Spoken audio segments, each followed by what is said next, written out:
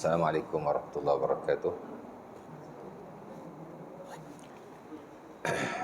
Assalamualaikum warahmatullahi wabarakatuh.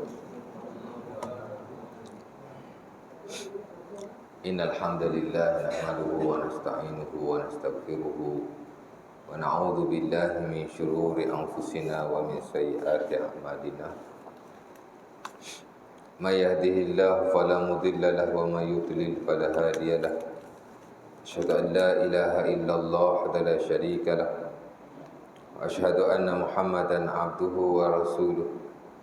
Allahumma salli ala Muhammad wa ala azwajihi wa zurriyyatihi kama shallaita ala ali Ibrahim wa barik ala Muhammad wa ala azwajihi wa zurriyyatihi kama barakta ala ali Ibrahim innaka Hamidum Majid. Bishrah li sadri wa yassir li amri wahlul 'uqdatam min lisani yafqahu qawli.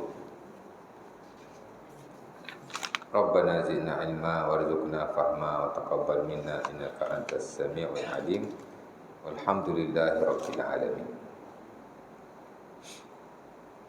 Syukur kepada Allah Subhanahu wa taala kerana pada malam ini dapat sama-sama kita berkumpul di surau kita untuk kita sambung kuliah kita yang telah kita tinggalkan pada bulan yang lepas daripada buku Al-Bayan yang dikeluarkan oleh Jakim ini. Kita dah baca hari itu tajuk yang pertama selepas mukaddimah, iaitulah Rasulullah sallallahu alaihi wasallam sebagai qudwah dan uswah, ya. Rasulullah sallallahu alaihi wasallam sebagai qudwah dan uswah. Qudwah maksudnya ikutan, daripada perkataan iqtida, ya. Qudwah daripada iqtida. Uswah artinya contoh, ya. Dan Allah Subhanahu wa taala memerintahkan kita supaya mencontohi Rasulullah sallallahu alaihi wasallam umpama yang difirmankan dalam surah Al-Ahzab. Ini saya baca itu ayat yang ke-21, di mana kata Allah, laqad kana lakum fi rasulillahi uswatun hasanah liman kana yarjullaha wal yawmal akhir wa zakarallaha katsiran. Sesungguhnya bagi kamu pada Rasulullah sallallahu alaihi wasallam itu adalah contoh yang baik, ya. Role model, boleh kita terjemah macam itu, bagi sesiapa yang mengharapkan Allah Subhanahu wa taala, ya.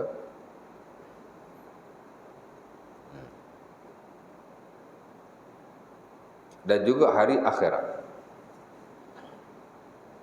dan dia mengingati Allah Subhanahu wa taala dengan ingatan yang baik, ya. Jadi nak sampai pada Allah Subhanahu wa taala dan nak sampai pada hari akhirat, adalah kita menjadikan Rasulullah sallallahu alaihi wasallam sebagai uswah, ya. Kemudian saya juga dah baca ayat Quran dia dalam surah Al-Qalam ayat yang keempat, wa innaka la'ala khuluqin azim. Allah Subhanahu wa taala memuji Nabi kita Muhammad sallallahu alaihi wasallam secara khusus dalam ayat ini dengan mengatakan bahawa sesungguhnya kamu, yakni Muhammad, di atas akhlak yang azim, yang agung, yang mulia, yang hebat, ya, itulah makna azim.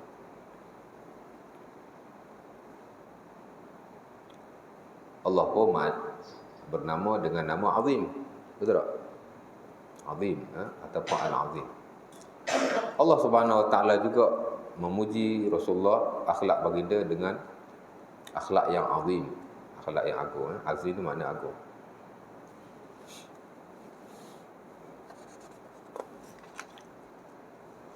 Kemudian saya juga dah baca hadis yang diriwayatkan. Ini hadis-hadis dan ayat Quran yang amat related lah dengan tajuk berkenaan. Sebenarnya banyak lagi ayat-ayat yang lain dan banyak lagi hadis-hadis yang lain, tapi ambil hak basic-basic lah, paling asas. Last kuliah hari tu kita baca hadis yang diriwayatkan daripada Irbad bin Sariyah, yang diriwayatkan dalam Sunan At-Tirmizi. Dan hadis ni amat masyhur sekali sehingga ulama-ulama kita memasukkan hadis ini dalam buku-buku hadis mereka. Ya, paling jelas Al-Imam An-Nawawi rahimahullah memasukkan hadis ini salah satu daripada hadis-hadis yang beliau muatkan dalam buku beliau Al-Arba'in An-Nawawiyah, 40 hadis Nawawi. Hadis ni mesti ada, cuma saya tak ingat dia punya nombor lah ya. Precisely berapa nombor dia tu saya tak ingat, tapi adalah salah satu daripada ya. Dan saya dah hurai last kuliah itu secara panjang lebar berkenaan dengan maksud hadis ini dan kepentingan-kepentingan ya. Di mana Rasulullah SAW dikatakan selepas solat subuh, bukan dikatakan lah ya, memang riwayat ada menyebut selepas solat subuh. Ada riwayat sebut, ada riwayat tak sebut. Nabi berkata, fa'alaikum bisunnati wa sunnatil khulafa'ir rasyidin al-mahdiyyin addu 'alaiha bin nawajis. Adalah kamu semua berpegang dengan sunnahku dan sunnah khulafa' rasyidin selepas daripada aku. Jadi para ulama ketika mensyarahkan hadis ini menyatakan bahawa ini adalah salah satu daripada dia panggil perkara yang diberitahu oleh Rasulullah SAW pada masa akan datang. Nabi dah bagi tahu dah, selepas aku ni akan ada khulafa' ar-rasyidin. Maksudnya khalifah-khalifah yang akan menggantikan aku dalam keadaan mereka ini rasyidin. Orang yang rasyid. Rasyid ni orang yang bijak, yang kamu mesti mengikutinya. Bagaimana kamu ikut aku, kamu kena ikut mereka. Tak tahu siapa, tapi Nabi sebut khulafa' rasyidin ya. Kira antara benda ghaib yang akan berlaku pada masa hadapan yang dikhabarkan oleh Rasulullah SAW. Benda akan datang ni ada Nabi bagi tahu, ada Nabi tak bagi tahu, kerana Nabi tidak diwahyukan ya.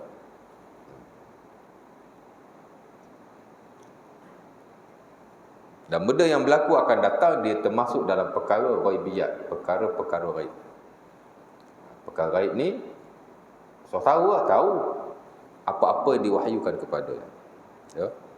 Yang diwahyukan disampaikan, yang tidak disampaikan of course lah tidak diwahyukan kepadanya, kerana Rasulullah tidak menyembunyikan ilmu. Apa yang diwahyukan kepada baginda memang untuk umatnya, jadi dia beritahu ya. Disampaikan banyak lagi hal-hal yang lain. Hadis-hadis akhir zaman itu semua ghaibiyat. Mana Nabi tahu benda yang akan datang, melainkan dia datang mesti wahyu. Jadi Nabi bagi tahulah ya. Jadi Nabi tahu benda ghaib ya. Sebahagian yang diwahyukan kepadanya, tapi tidak semua. Jadi kita tidak menafikan akan perkara ghaib diketahui oleh Rasulullah SAW, dan kita juga tidak memutlakkannya. Kita tak kata Nabi ni tahu benda ghaib, stop at that point, tak. Kita juga tidak menafikannya. Kita kata Nabi tidak mengetahui benda ghaib, melainkan apa-apa yang diwahyukan kepadanya ya. Itu adalah prinsip yang jelas yang dipegang oleh ahli sunnah wal jamaah daripada mana-mana aliran ya. Asal ahli sunnah lah ya. Jadi Nabi beritahu, lepas aku ada khulafa' ar-rasyidin, kamu kena ikut sunnah aku dan kamu kena ikut sunnah mereka. Dan Nabi berkata, addu 'alaiha bin nawajis, kamu kena pegang akan sunnah itu dengan gigi geraham kamu ya. Jadi timbul persoalan, adakah sunnah Nabi dan sunnah para khulafa' ar-rasyidin berbeza? Tidak ya. Nabi kata ikut sunnah aku, ikut sunnah khulafa' ar-rasyidin, berpeganglah dengannya dengan gigi geraham kamu. Nabi tak kata berpeganglah dengan kedua-duanya, kerana dia bukan perkara yang berbeza. Khulafa' ar-rasyidun of course lah dia tidak buat sunnah dia sendiri ya, dia ikut sunnah Rasulullah SAW. Sebab itu Nabi kata addu 'alaiha bin nawajis ya. Nabi buat mari perkataan singular. Patut Nabi kata berpeganglah kamu dengan kedua-dua sunnah itu. Tak, Nabi kata berpeganglah kamu dengan sunnah itu. Satu sunnah dia ya. Itulah sunnah Rasulullah SAW. Sebab itu apa-apa yang datang daripada para sahabat Nabi, yang tidak marfu', yang tidak terangkat kepada Rasulullah sallallahu alaihi wasallam. Sebagai ulama menerimanya, sebagai ulama tidak menerimanya. Ya. Kerana ia termasuk dalam kategori ijtihad para sahabat Rasulullah sallallahu alaihi wasallam. Dan ijtihad manusia boleh ada betul, boleh ada tidak. Ya. Melainkan kalau yang datang daripada sahabat yang tidaklah marfu', yakni tidak ada riwayat daripada Nabi secara khusus, tapi adalah sokongan-sokongan tertentu, maka ia diikuti dan diambil kira oleh para ulama. Tapi kalau dia seorang saja, ya, yang menyebut akan sesuatu atau melakukan sesuatu tapi tidak ada bukti daripada Rasulullah dan tidak ada sokongan-sokongan daripada baginda atau hadis-hadis yang lain, maka tidak diterima. Ya. Jadi kedudukan sahabat ni memang macam tu. Apa-apa pun dia kena marfu'. Marfu' ni makna apa-apa dia kena sampai kepada Rasulullah. Ya. Hadis-hadis yang tidak sampai kepada Rasulullah dia panggil mauquf. Mauquf ni sampai sahabat saja. Kalau tak ada sokongan, ia ijtihad para sahabat. Boleh betul, boleh tidak. Ya?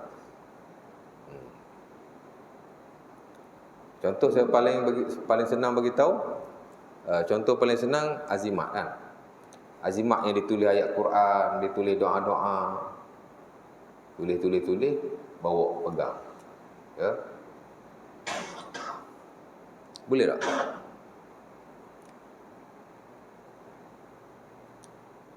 Sebagai ulama kata bagus, bukan bagus. Sebagai ulama kata okey. Kerana ia ada dilakukan oleh Abdullah bin Amr bin Al-As. Seumpama diriwayatkan dalam Sunan Abi Dawud. Ya. Nabi ajar kepadanya satu doa.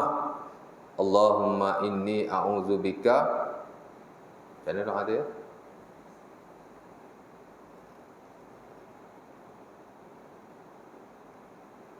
Tak ingat doa tu. Nabi ajar dia satu doa. Dia pun ajarlah doa-doa itu kepada Nabi ajar dia satu doa, dia pun ajar doa itu kepada anak-anaknya yang telah besar, yang telah balik dan sampai umur. Adapun anak-anaknya yang masih kecil, ditulis pada kertas dan digantungkan kepada mereka. Ya. Itu mauquf. Mauquf ni makna perbuatan sahabat. Tapi cek-ceklah hadis Nabi yang marfu'. Hak Nabi kata, hak Nabi buat tidak ada. Dan of course lah tidak ada juga perbuatan itu dilakukan oleh para sahabat yang lain radhiyallahu taala anhu. Ya. Jadi sebagian menerimanya. Boleh dia kata azimat ni kalau ayat Quran, kalau doa, dia is okay. As long as kita tidak bertawakal ataupun bergantung kepada azimat berkenaan. Ya. Tapi kita tak nafi sebagian lain melarang. Sebagian sahabat membenarkan, sebagian sahabat melarang. Sebagian ulama membenarkan, sebagian ulama melarang. Kenapa?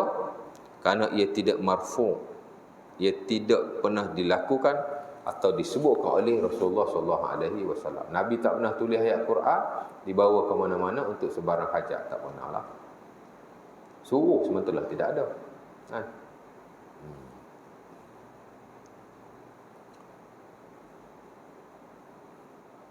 Sementara ia boleh bawa kepada kebergantungan seseorang kepada azimat berkenaan. Ya. Alah setakat tulis potong ayat, apalah sangat.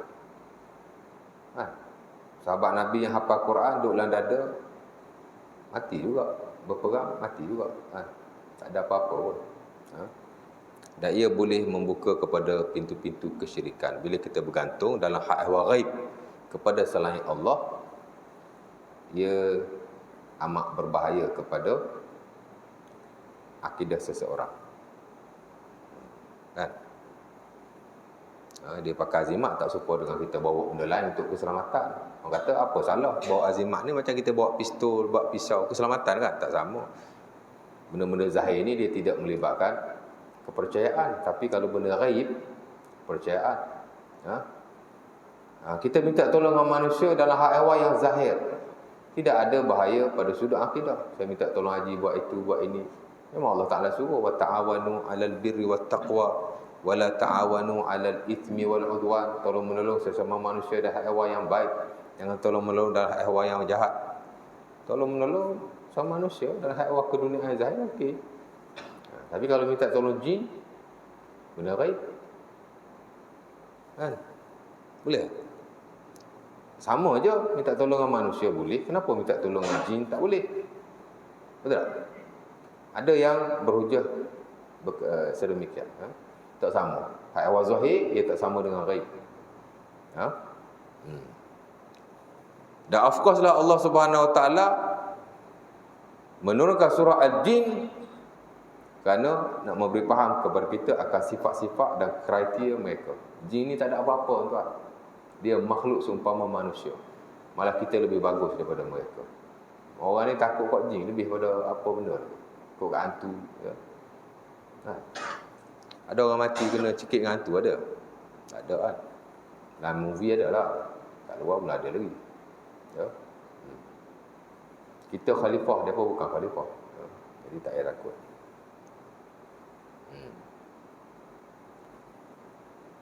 Allah Subhanahu Wa Taala menurunkan surah Al-Jin, ya, kerana nak beritahu tentang sifat-sifat mereka. Di samping untuk membersihkan kepercayaan orang Arab kepada bangsa berkenaan, bangsa gaib itu. Kerana orang Arab ni selain daripada dia semua berhala, dia banyak kepercayaan dan pegangan yang karut-marut, yang khurafat. Antaranya ialah mereka percaya jin berkuasa ke atas satu-satu tempat. Sebab tu bila dia pergi satu tempat, dia akan menyeru, wahai jin yang jaga tempat ni, lindungilah aku. Ya sahib hazal wadi, a'udzubika min syarri hazal wadi. Kata Ibn Abbas, antara kepercayaan dan amalan orang jahiliah ialah bila dia pergi satu lembah, satu tempat yang dia tidak pernah pergi, dia akan kata, wahai penjaga lembah ini, lindungilah aku daripada kejahatan lembah ini. Ya. Sikit sebanyak mirip juga tu dengan tok nenek kita dulu tu, kan? Pergi satu tempat, kan? Minta izin lah, anak cucu nak lalu. Ada sebagai orang dia kata okey je, tak ada apa pun. Sama dah, hampir-hampir sama, ya. Tak payah minta izin, kerana mereka bukan khalifah. Bumi ni kita punya, ya? Bukan mereka punya. Lepas tu mereka kena minta izin dengan kita, ya. Saya dulu arwah nenek saya pun ajar. Dulu kecil-kecil suka ikut dia pergi cari lokan. Tahu lokan? Orang kampung belakang ni dok. Bila cari lokan kan, dia pergi belah sini, kita pergi belah sini, dia pesan, mu belum mu cakup satu tempat tu, mu ayak dulu. Minta izin dah, anak cucu nak cari rezeki. Kita pun buat lah. Budak-budak bodoh tak tinggal apa dah. Tok nenek kita pun bukan belajar mana pun. Petua-petua orang dulu-dulu kan semua betul. Some of them bawa pada syirik. Sebagian daripada mereka tak betul dan tak boleh diamalkan, malah wajib dijauhi, ya.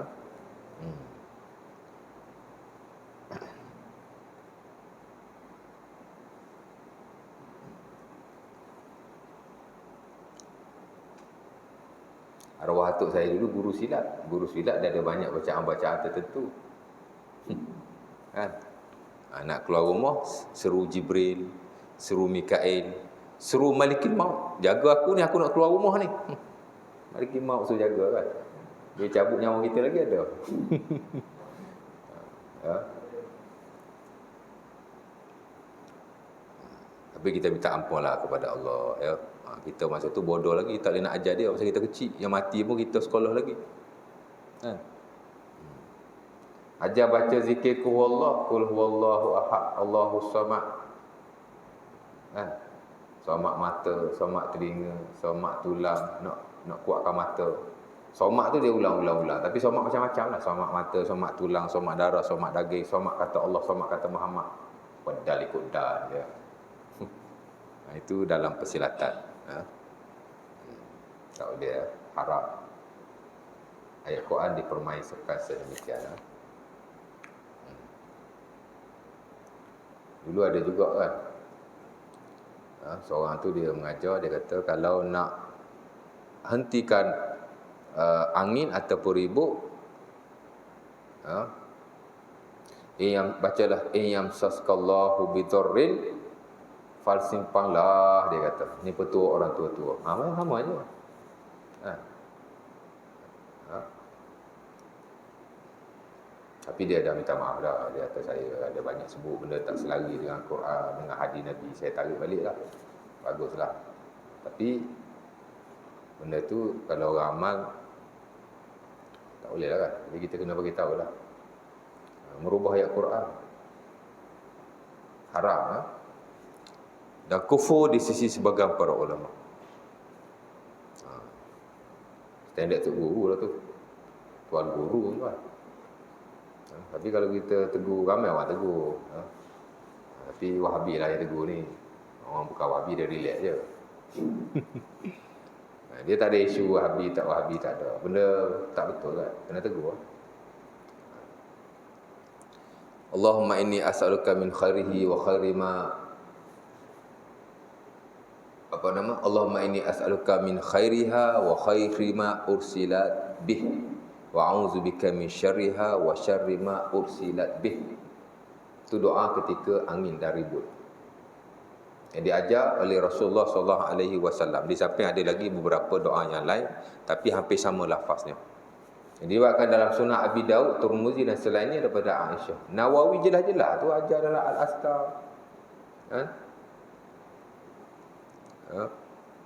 Ada bab apa yang perlu kita baca, bab ma yaquluhu idza asafatir rih, bab yang perlu kita baca bila angin bertiup kencang. Itulah salah satu daripada. Tak ingat semua, ingat satu okeylah kan. Ya Allah, aku minta kebaikan angin ini dan aku berlindung daripada keburukan angin ini. That's it. Lepas tu kalau nak azan boleh je. Ada sebagai ulama mengharuskan. Ya. Walaupun tidak ada nas in spesifik. Kalau ada pun tidak sahih. Tapi para fuqaha, especially dalam mazhab Syafi'i, dalam bab azan, dia agak terbuka. That is okay. Baca doa tu, kemudian azan. Ya.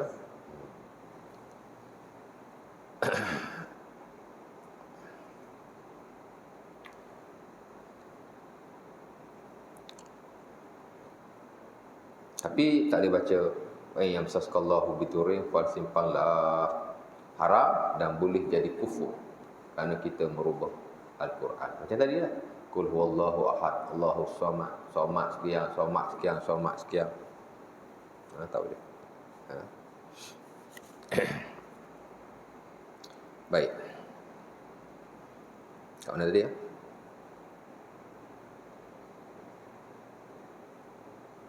Sebelum somak-somak tadi kat mana? Syekh? Sebelum somak-somak tadi kat mana? Dia dah kona dah tu. Bismillah.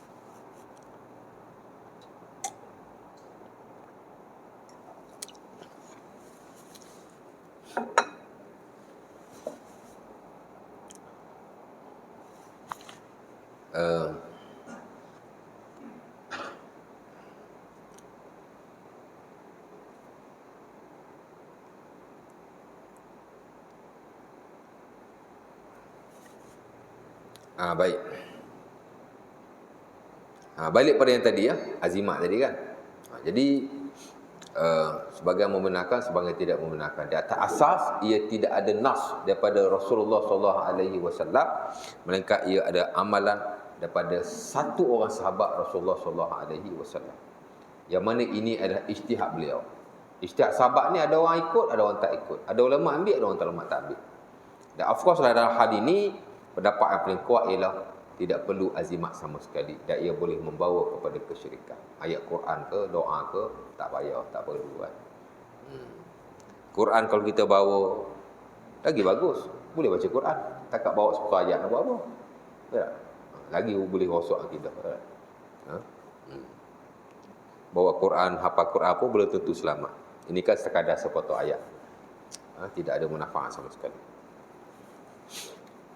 Baik. Ada cerita juga dulu Khalid Al-Walid masa dia berperang dengan pok-pok salib, dia tulis bismillah, dia tak dalam kopiah. Tu dia menang tu setiap kali dia berperang. Ada riwayat lagi dia letak dalam kopiah dia rambut Rasulullah. Macam-macam riwayat tuan. Riwayat hak tak ada dalam kitab hadis lah. Ni riwayat sejarah yang tak tahulah betul ke tidak kan. Saya kira Khalid bin Al-Walid, jika dia seorang yang berpegang kuat dengan agamanya, dia tidak akan melakukan perkara demikian. Dan saya nak kata 100% yakin benda ni betul, tidaklah. Tapi saya pasti dengan zon, ia tidak benar sama sekali. Khalid Al-Walid tak akan melakukan sedemikian. Ya? Dan ia adalah panglima Rasulullah SAW. Wafat Nabi, dia masih jadi panglima. Of course dia tak buat benda-benda yang berkenaan. Ya? Saya yakin dia tak buat. Ya? Kerana kesemua hak ehwal yang bersabit dengan keselamatan telah diajar oleh Rasulullah SAW. Tak perlu benda-benda seumpama itu. Tak perlu sama sekali. Saya rasa Khalid tidak buat. Ya? Khalid Al-Walid tu bukan orang lain.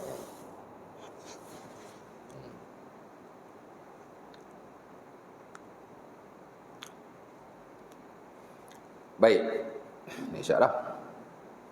Kemudian dibawa pula hadis Nabi SAW, "Man raghiba an sunnati falaysa minni." Siapa yang berpaling daripada sunnahku, dia bukan di kalangan aku.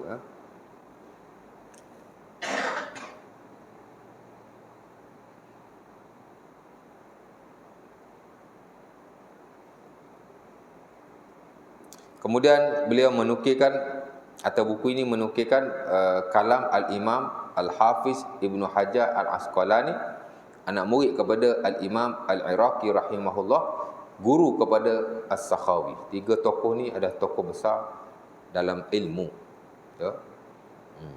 Al-Iraqi, ulama yang bertanggungjawab menapis dan menyaring hadis-hadis yang ada dalam Ihya Ulumuddin. Guru dia. Kemudian dia sendiri itulah pengarang buku Fathul Bari. Dia ada anak murid yang hebat, antaranya ialah Al-Imam As-Sakhawi, seorang muhaddisin yang ni jugalah macam dia juga. Apa kata Ibn Hajar? Ibn Hajar ni ada dua ya, satu Al-Haytami, satu Al-Asqalani. Ini Asqalani ya. Haytami ni ulama besar mazhab Syafi'i. Ulama Syafi'i yang lewat. Ya, dia sama dengan Al-Imam Ar-Ramli rahimahullah. Ulama Syafi'i zaman yang terkemudian, banyak orang hari ini rujuk pendapat beliau. Satu Ramli, satu Haytami. Ibnu Hajar Haytami ya. Lepas tahun 1000 Hijriah lah ya. Selepas daripada Al-Imam Suyuti rahimahullah. Kata beliau, al-muradu bis sunnah at-tariqah allati al-muradu bis sunnah at-tariqah la allati tuqabil al-fardha war-raghbah 'ani syai' al-i'radu anhu ila ghairihi wal muradu man taraka tariqati wa akhadha bi tariqati ghairi falaysa minni. Dia huraian hadis ya. Hadis ni ada dalam Sahih Bukhari. Of course dia ada buku yang mensyarahkan Sahih Bukhari yang bernama Fathul Bari. Ya. Jadi yang huraian hadis ni, ini huraian. Dia kata yang dimaksudkan dengan sunnah ialah at-tariqah, jalan. Ya. Nabi kata man raghiba an sunnati falaysa minni. Sesiapa yang berpaling ataupun tidak cenderung kepada sunnahku, yakni jalanku. Sunnah-sunnah ni secara bahasanya makna jalan. Ya. Dan ini saya kira disepakati oleh ahli-ahli bahasa, seumpama bila kita lihat dalam mu'jam ataupun kamus Arab yang klasik ataupun yang moden. Biasanya mereka akan mendefinisikan sunnah kepada tariqah. Ada kalanya mereka mentakrifkan ia sebagai asirah. Ya. Bila kita lihat mu'jam yang lama-lama lah, terutama kita tak tahulah ya. Al-Imam Ibnu Manzur ada Lisanul Arab. Dia juga mentakrifkan sedemikian. As-sunnah hiya sirah katanya. Sunnah ni ialah sirah, jalan. Jalan. Al-Imam Ibn Faris dalam Mujmal Al-Lughah juga mendefinisikan as-sunnah hiya sirah wa tariqah. Sunnah ialah sirah dan tariqah. Jalan belaka tu, sirah pun jalan. Sirah ni makna jalan, tariqah pun makna jalan, ya. Sama saja. Jadi Nabi kata sunnah aku ialah jalan aku.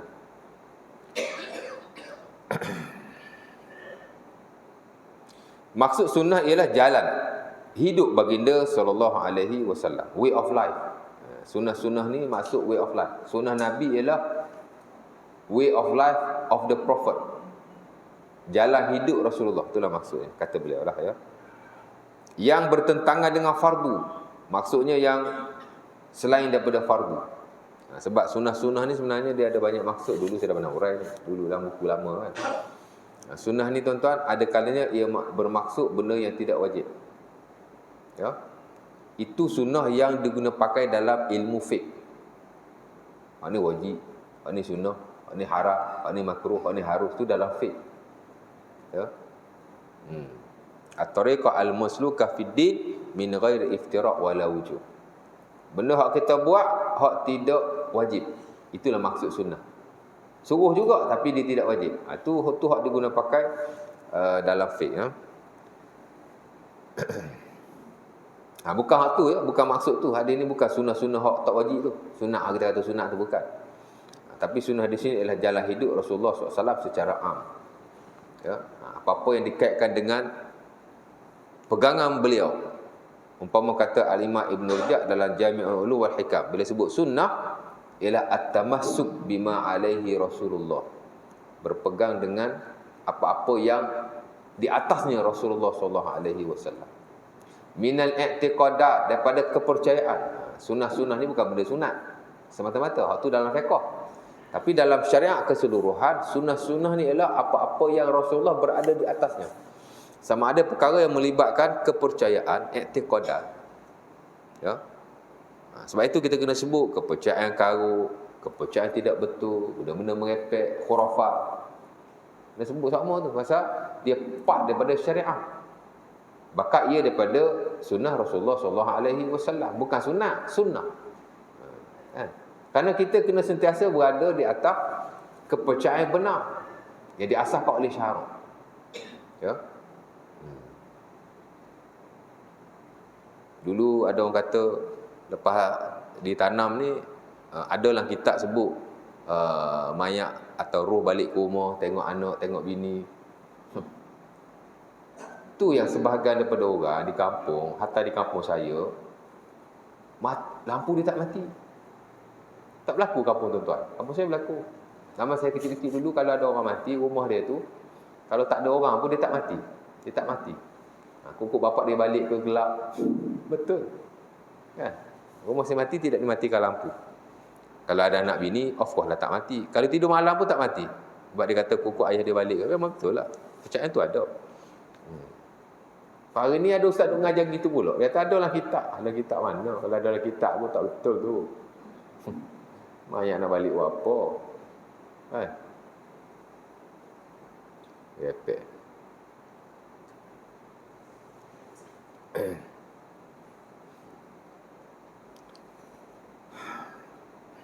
Mana tadi? Jadi i'tiqadat, kata Ibn Rajab Al-Hambali. Wal a'mal, dan juga amalan. Sunnah-sunnah ni melibatkan kepercayaan yang diajar oleh Rasulullah sallallahu alaihi wasallam. Amalan juga yang diajar oleh Rasulullah sallallahu alaihi wasallam. Amal, amalan. Sama ada amalan dalam ibadah khususiyah seperti sembahyang, seperti puasa, seperti haji, seperti baca Quran, ataupun amalan-amalan selain ibadah, muamalah.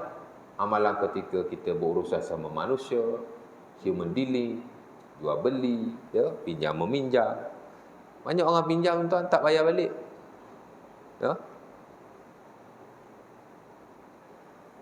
Dulu-dulu Nabi kalau orang pinjam duit, ada hutang, Nabi tak sembahyang jenazah. Orang zina Nabi sembahyang, orang hutang Nabi tak nak sembahyang.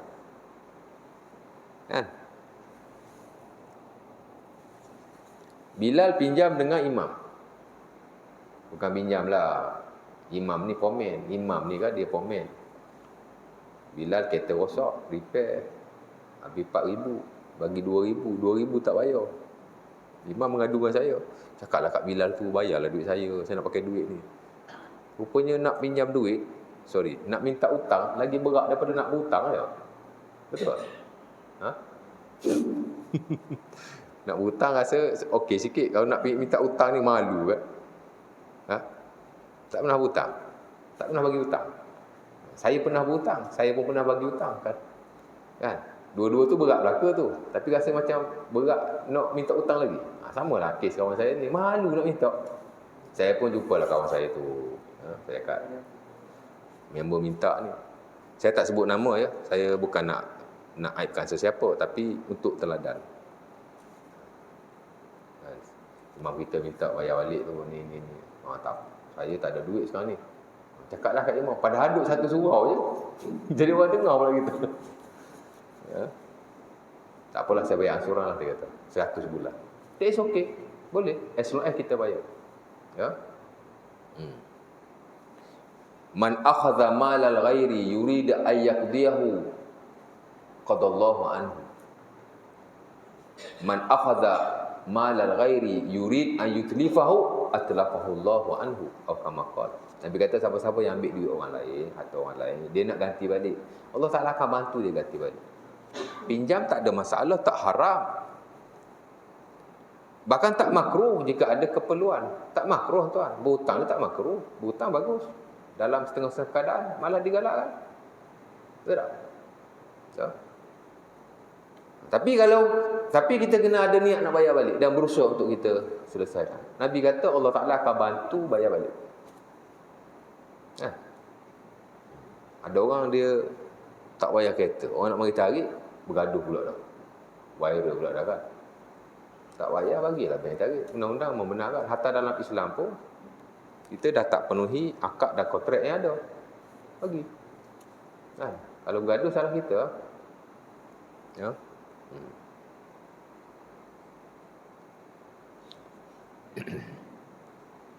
Tapi Nabi kata siapa-siapa yang ambil harta orang lain, dia tak nak bayar. Masa ambil tu dia niat dah, takkan bayar ni. Atlafahullah, Allah Ta'ala akan hancurkan juga harta ni. Kita berhutang orang 500, esok-esok Allah Ta'ala hilangkan harta kita more than that, lebih daripada itu. Kita parking kereta, kena kereta orang, kemek ke, tinggal gitu je. Esok-esok kereta kita kena kemek lebih lagi. Based on that hadis. Bukan karma, orang kata karma. Perkataan tu daripada Hinduism. Allah Ta'ala alam, mungkin ada dalam bahasa Melayu. Bila ada dalam bahasa Melayu, boleh gunalah. Kan? Bahasa Melayu ni penting juga kan tuan. Ya? Dulu mak kita duk kata kat kita, orang kata, orang tua-tua kita dulu duk kata bahlu tu, sebenarnya itu nama wali.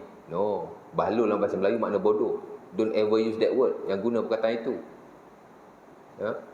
Mungkin adalah tanah Arab orang yang nama Bahlul, konon-konon dia wali. Tapi tak bermakna kita boleh gunakan perkataan itu. Kerana orang Melayu kata Bahlul tu mana bodoh, mana bangang. Kan?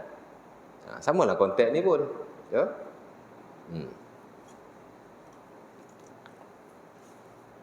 Karma, kalau dia dah ada dalam bahasa Melayu, we can use that word. Kita boleh guna. Di atas dasar huruf. Okey. Tapi kalau tak ada, tak payah gunalah. Kerana perkataan itu sebenarnya bukan daripada kita, daripada Hinduism katanya. Tapi ada asasnya. Bila kita buat zalim pada orang lain, mungkin kita akan ditimpa kezaliman seumpama itu. Macam inilah. Kan? Ambil harta orang, tak nak bayar balik, Allah Ta'ala akan atlafahullah. Allah Ta'ala akan hancur harta. Mana? Tak boleh lah. Bila kita ambil, tak boleh. Kemek kata orang, kita tinggal. Esok-esok kata kita kemek lebih lagi. Kan? Saya hari tu tuan-tuan nak pergi ambil duit kat ATM. Lalu ambil kad je, duit tinggal. Orang belakang saya ambil duit. Saya tak buat report. Biarlah. Kita ambil duit orang, esok-esok orang ambil duit kita, ataupun boleh jadi kita hilang kod lain lagi. Jadi jangan.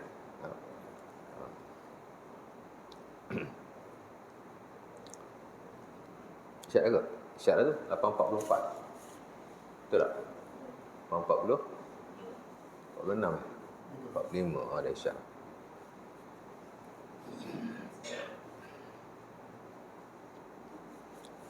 Jadi dalam muamalah, sunnah Nabi, kita sebut uswah-uswah tadi, mana benda-benda kita ni bukan bagus sangat pun. Tapi jangan sesekali kita menzalimi orang lain. Dan bila kita tidak menzalimi, buat benda tak baik pada orang lain, artinya kita sudah ikut sunnah Rasulullah SAW. Kita pinjam, kita bayar balik. Ya. Jangan kita mati meninggalkan hutang. Melainkan hutang-hutang berjadual yang tidak ada masalah sama sekali. Tidak ada khuturah syar'iyah dia panggil. Kita hutang dengan bank, ada jadual pembayarannya, ada insurans. Once kita ambil loan, biasa kita dah cover insurans. Kereta setahu saya tak ada insurans lah, tapi kalau personal loan, kalau home loan, house loan, loan rumah kan dah ada personal, dah ada insurans siap-siap. Macam tu tak apa. Ini hutang-hutang peribadi ni. Sebab tu hukum wasiat tuan-tuan adalah sunnah, tak wajib. Ya, melainkan jika kita ada hak pada orang lain. Kita ada hutang orang impersonal, wajib kita beritahu isteri kita dan wasiatkan kepada dia. Bila aku mati, mungkin bayar kat dia, kat fulan bin si fulan. Takut-takut bila kita mati, dikebumikan, tidak siapa tahu hutang itu. Orang hak kita hutang pun, kadang-kadang dia tidak menghalalkan. Dan pada masa yang sama, dia juga mendiamkan diri. Tuan-tuan, bila orang nak ke bumi kan, kadang-kadang wakil jenazah kata, siapa-siapa yang ada hutang dengan arwah bapak saya ni, berjumpalah dengan saya ya. Cakap senang tak? Bila orang mari jumpa dengan dia, ayah awak dulu berhutang dengan saya 10,000. Oh iya ke? Kami tak tahu pun. Kalau banyak, kalau sikit okey lah. Ayah awak ada hutang dengan saya RM200. Okey, ambil RM200. Cuba cakap 20,000, 10,000. Ingat nak bayar? Tak adanya, payahlah kan.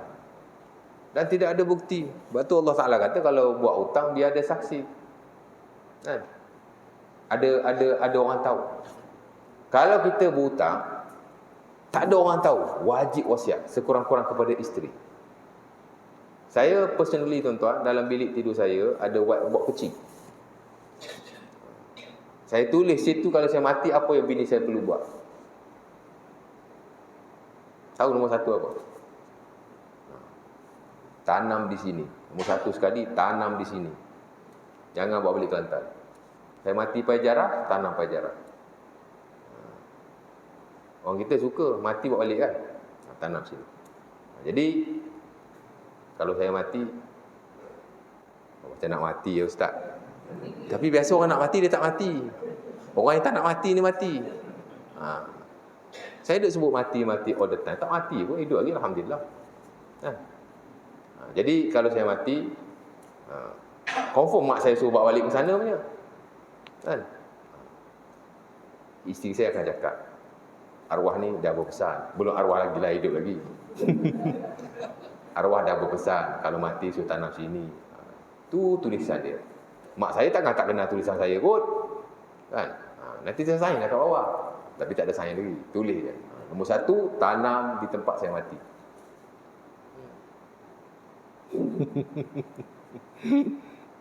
Ya. Ada lagi lah 2-3 perkara. Rahsia lah. Takkan nak cakap semua kot. Ya. Kena ada tuan-tuan. Ya.